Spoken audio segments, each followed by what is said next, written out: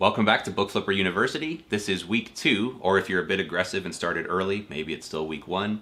But this is week 2. This is the first video in the source section. So here's where the fun begins. Hopefully at this point you've got an Amazon seller account set up. Hopefully you're approved. If not, maybe you're a day or two away from that.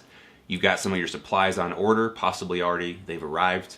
And you've got a rough idea of if you're going to sell merchant fulfilled or FBA. Again, we're a little bit biased toward FBA in this video training, and so that's the way we're going to be training and teaching you how to do it. And we will show some of the basics of merchant fulfilled, but for the purposes of this training, the majority of it will be FBA. So here's where the fun begins. I've got a smartphone. I've got the app, a scouting app on it. It's Scout IQ. It's what we highly recommend. We've also got a Bluetooth scanner. This is the Opticon 2002. It looks identical to the 2006. And the way I attach it to the back is I've got Velcro on the back of the scanner and Velcro on the back of the phone, and we simply connect those together, and it's a pretty good connection. The reason we do that is I can now, one, it's a little more covert. I can essentially hide the scanner in the palm of my hands, and I can also operate this with one hand, look at the screen, see the data, and make decisions based on that. So the objective for this first training video is we just want to make sure you understand how to set up your scanner. You've got your phone set up and you've got your tools, and kind of do a dry run before we send you out into the field.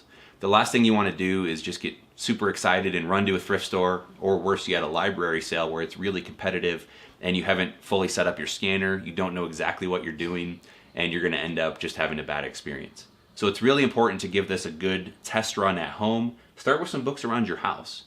This is my business partner Matthew's bookshelf, so you can always tell a lot about a person by what's on their shelf. And we'll certainly judge a little bit as we go through this. So if you want to see how to connect the scanner to your phone, whether it's Apple or Android, go ahead. There's some links below. We've got some videos that show you how to connect them. We're going to assume you've got that paired up. And then when you're off in the field, it's just a good habit, and we should be able to show the screen here. But I'm going to be in Database plus Live. It's a little bit faster for scanning, and speed is very important, which we'll get to in some real-world environment. Make sure you turn the audio off. Unless you have earphones in, you don't want the whole world kind of hearing what you're doing, and you don't want to attract attention to yourself. So again, I've got the app up, I've got the scanner on the back, and let's get to work. So we'll get into the specifics, and we'll actually show you how to scan in some thrift stores. But just on your own shelf, you just want to get used to the habit. One, make sure your technology works, and two, just be ready to go. So the books are wedged in tightly. If that's the case, go ahead and pull one out, and then it gives you a little bit of slack. And we're simply, again, because it's one hand, we can point and shoot. Grab the book, and it'll give us the data almost instantaneously. Now, we're going to get to sales rank and we're going to get to the fees, but as you look at the screen, up in the top there's a green bar that says accept or reject.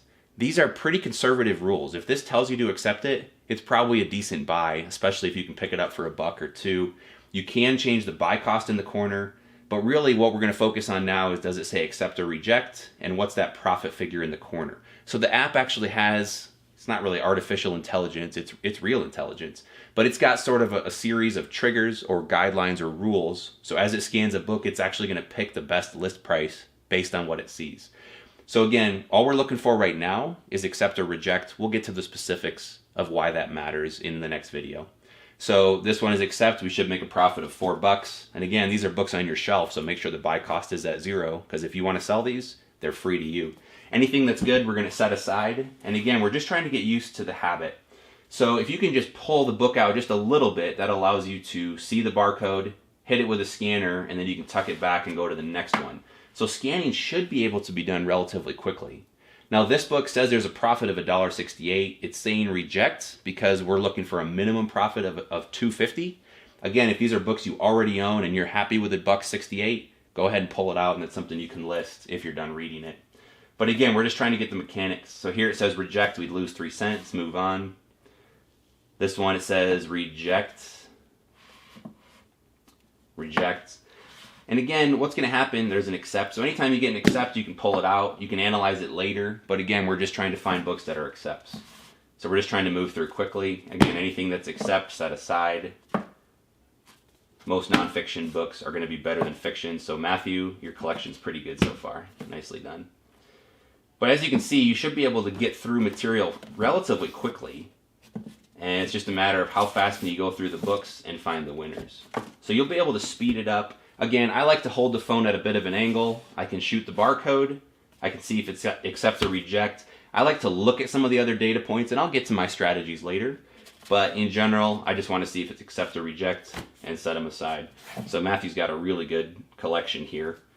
And just like that, we've got a stack of books to get started. So that's the basics. Again, real quick, if you don't want to use a barcode scanner or you didn't invest in one, no problem. Simply hit the magnifying glass in the corner.